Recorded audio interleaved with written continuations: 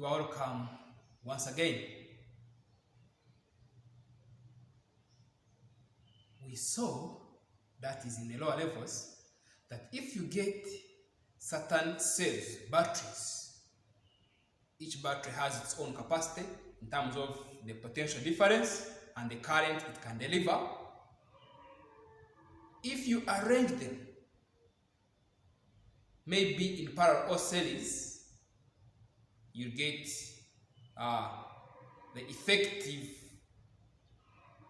maybe output, maybe voltage. It will either be a sum or some other thing, depending on the arrangement. If you arrange resistors of certain resistances, the resistance can be summed or some other expression used to get arrange the effectiveness, the effective resistance. This time we have capacitors. They are already made. You need a certain value. How do you achieve it? It will depend on the arrangement.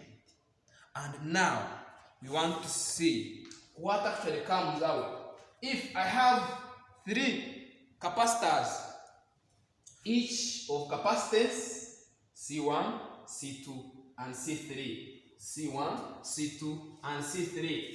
I arrange them in parallel, in series. This is a supply, a DC supply. It has a potential V, okay? So that also the charge, this is the plus Q, this is minus Q, okay? Plus Q minus Q, that's the charge from the supply. So what is the effective capacitance of this? We look here. Let's say from this junction, charge must be restored. Okay? Charge must be conserved. So that if this capacitance, capacitor C1 stores a charge Q1, this one a charge Q2, and this one a charge Q3, then the total charge Q will surely be equal to Q1 plus Q2 plus Q3. Okay? I am comparing this one with these 3. They give me an equivalent of one capacitor with capacitance C. And that's the C that I'm looking for, where this is V. So, this one, of course, this is the Q1 plus Q2 plus Q3 on this capacitor. What do you realize? The total charge is this capacitance, the total capacitance or the effective capacitance times the total voltage. And charge Q1 is the C1, the capacitance, times the voltage across the capacitor of C1. And you realize that since they are in parallel, the same V is across this, is across this, is across this, so that V does not change. Therefore, Q1 is C1V, Q2 is C2V, and Q3 is C3V. Therefore, CV equals, you see this V is the same, so this is C1 plus C2 plus C3. This V will cancel out when you divide by V both sides. We shall remain with C equals C1 plus C2 plus C3. What does this show you? That when capacitors are arranged in pair, the effective capacitance is the summation of the individual capacitances. Repeat that when capacitors are arranged in parallel, the effective capacitance of all the capacitors is the summation of the capacitances of the individual capacitors. You get a point? I know you are now guessing. Because you remember when you are doing it in a resistors, when they are in parallel, it is actually not this. It is not the summation of the what? Of the resistances. Let's do this. I know you are already thinking. Now what about that? You realize that this one is being in series. The voltage across this, if it is V1, the voltage across that, V2, the voltage across that, V3, when you add V1 plus V2 plus V3, will give you the what? The voltage across all of them, or the voltage of the supply. You are going to realize that in this case of a series arrangement, the charge stored by this capacitor is the same as the charge stored by this, and is the same as the charge stored by this, and it is actually equal to the charge of the supply. So if this is true, this is also be true, this will be true, this will be true. What does this mean? We say that the voltage is V1 plus V2 plus V3 because they are in series. But we say V is true out of C. Remember from the definition of capacitance, is true out of V. Okay? When you bring this one here and take this one there, V will be true out of C. Therefore, we can substitute. This will be the total charge out of the total capacitance, which could be the effective. Let's say it is just one capacitor, which is equivalent to these three. Okay? This one, which is equivalent to this, and that. So, 2 out of C is equivalent to V1, 2 1 out of C1, but 2 1 is 2, plus 2 out of C2, plus 2 out of C3. What does this give you? When the 2 we divide by 2 all sides, we will have 1 out of C equals 1 out of C1 plus 1 out of C2 plus 1 out of C3. Therefore, for capacitors arranged in series, this is how we shall be able to get the capacitance. By saying that 1 over the effective capacitance is equal to 1 over the first capacitance plus 1 over the second, 1 over the third, and even if they are 10, you have to put all of them there. If they go up to n, you still don't get shy to write it there. I know you want to write. It is right and just. You want to write, it is right and just. Only at Back Science Education Consultants. Consider capacitors of capacitances C1, C2, and C3 connected in parallel, and a battery operating at PDV connected across them, as shown in the figure. And then you draw it as shown in the figure. And then you can draw this figure. Okay? You can draw that figure. You must have done. You can pause and do that. The PD across each capacitor is equal to the supply PD. That one is clear. The PD across each capacitor is equivalent to the supply PD. And charge is conserved. Charge is conserved. Therefore, the magnitude of charge stored Q equals Q1 plus Q2 plus Q3.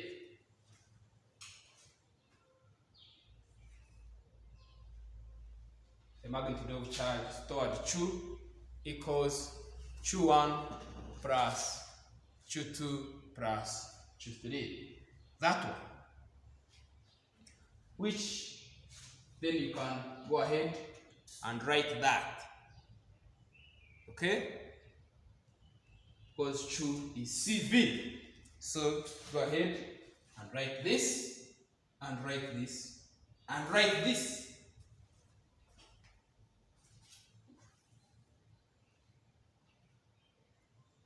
Finished writing that, and you are going to write that hence,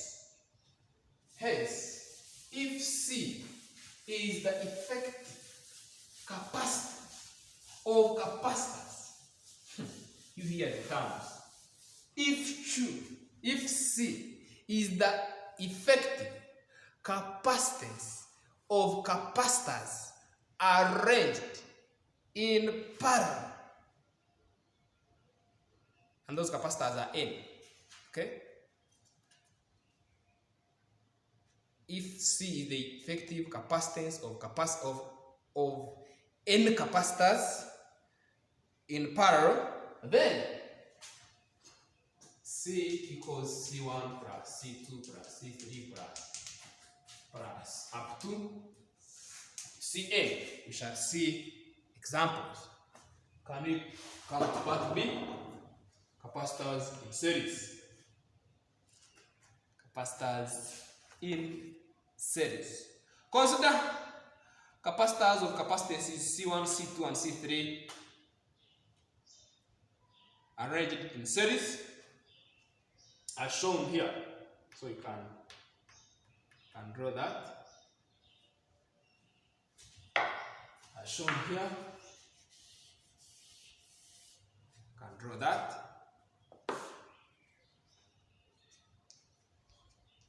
Must be done after pausing.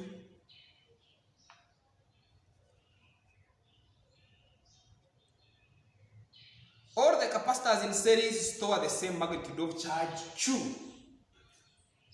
The capacitors in series store the same magnitude of charge Q. They store the same magnitude of charge Q.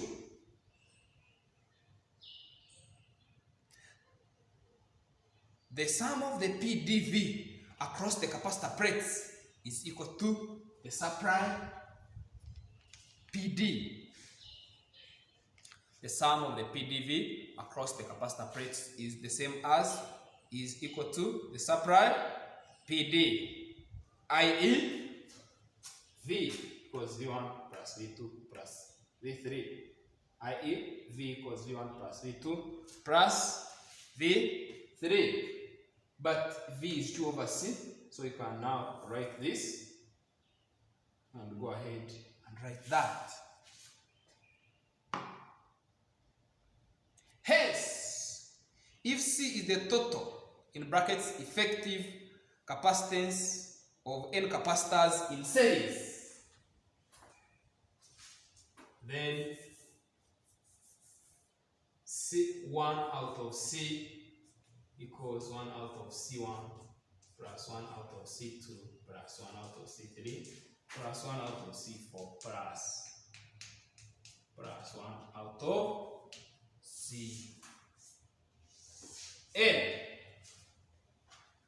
plus 1 out of Cn. This is so wonderful. This is so good. I have a question.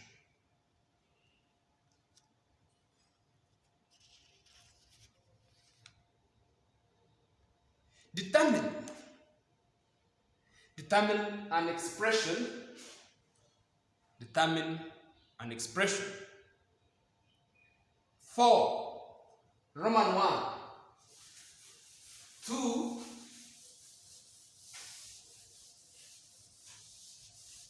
determine an expression for effective capacitance of two capacitors or capacitances C1 and C2 arranged in series, and 2, 3 capacitors of capacitances C1, C2, and C3 arranged in series. We want to determine the effective capacitance of those capacitors when they are arranged in series. So how do we go about that? This is very simple. That we have two capacitors arranged in series. So let's have this the PDV. We have a capacitor here, C1, and another one, C2. So since they are in series,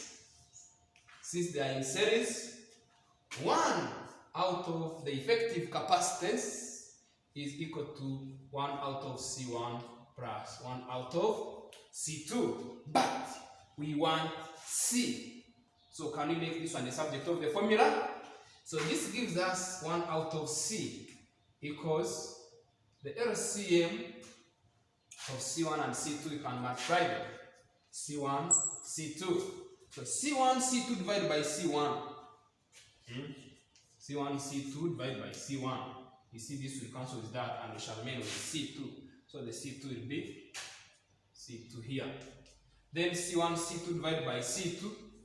Now we remain with C1.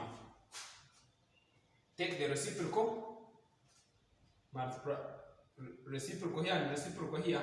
C will be C1, C2 out of C1 plus C2. This is a very important statement that we shall keep referring to when we are doing some of the calculations. So, if I just have two capacitors in series, the effective capacitance is simply the product out of sum. I know you used to know this one for the case of resistors when they are two and they are in parallel. And one is R1, another one is R2. You used to say it is product out of sum. Yeah, reserve that one for the resistors. By the way, soon we are studying current electricity and we shall also meet that one once again. Don't forget, keep remembering it because we still have to reach there. We have a different case. Now they are 3. So when they are 3, we know that 1 out of C is 1 out of C1 plus 1 out of C2 plus 1 out of C3. What's the LCM? You have to multiply C1, C2, C3. So this one divided by C1. C1, C2, C3 divided by C1. You see, you remain with C2, C3. When you divide, then you multiply this, of course, gives you that. Then, when you divide by C2, you remain with C1, C3. Times 1 will be C1, C3. Then, when you divide by C3, you get C1, C2 times 1, which will be C1, C2. That is 1 out of C. How do we conclude about that? We don't want 1 out of C, by the way. We want C, the effective capacitance. That's what we want. So, we shall take the reciprocal. So, therefore, we shall have C, take the reciprocal, will be C1, C2, and C3. Out of C1, C2, C1, C3, C2, C3. So you can realize that the effective capacitance will be also So the product of the three, C1, C2, C3, out of C1, C2 plus C1, C3 plus C2, C3. That is how we get the effective capacitances of capacitors in series and in parallel. Only at Back Science Education Consultants you can find that. I just want to give you one simple question. One simple question here. Then we congratulate ourselves.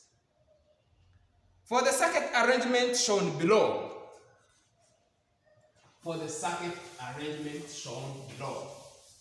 calculate the effective capacitance of the capacitors.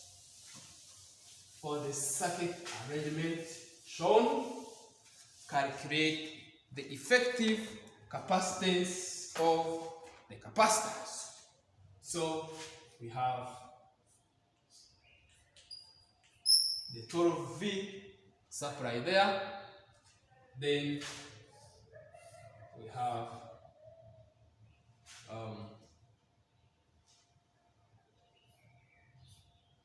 two microfarads. Then we have 4 microfarads and 12 microfarads.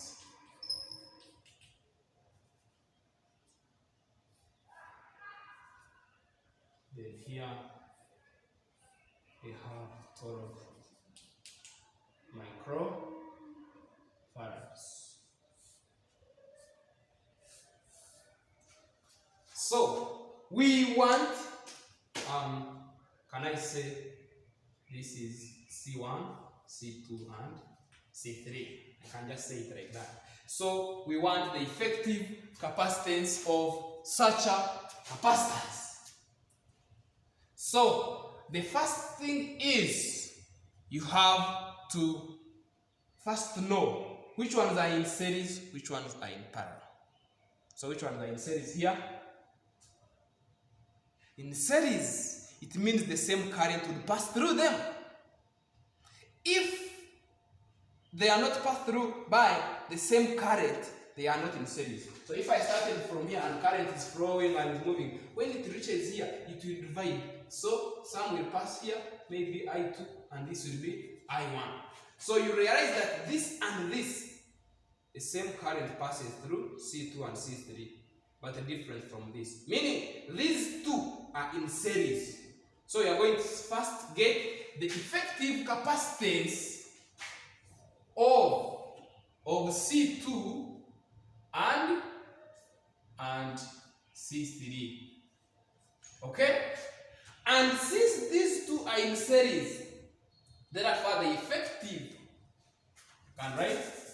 effective capacitance of C2 and C3 will be the product out of sum because they're in series. Therefore, that will be 4 microfarads times 12 microfarads out of 4 microfarads plus 12 microfarads. So 4 times 12, that is 48, out of 4 plus 12, 16, goes to be microfarads. And this will give us 48 out of 16, I think it will give us 3 microfarads. Meaning, I can now have another arrangement, now like this one.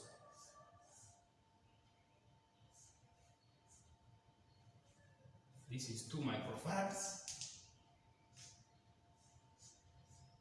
This is 3 microfarads.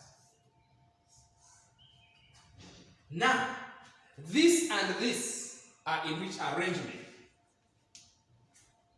These are in parallel arrangement. Therefore, the effective capacitance, since they're in parallel, we just add them. 2 microfarads plus 3 microfarads, and this becomes 5 microfarads.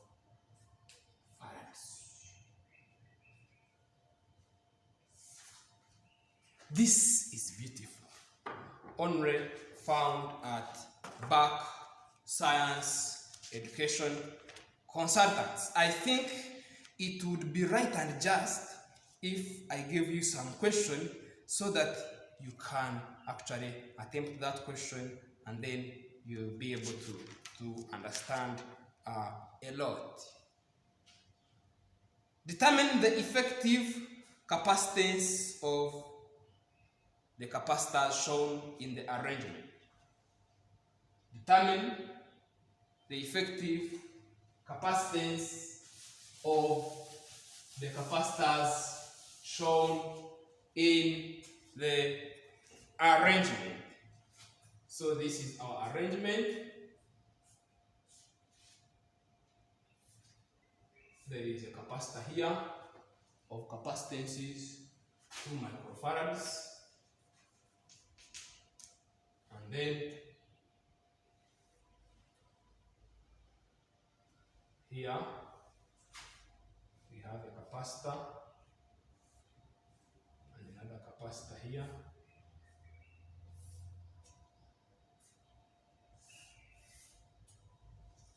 One is 2.5, another one is 1.5.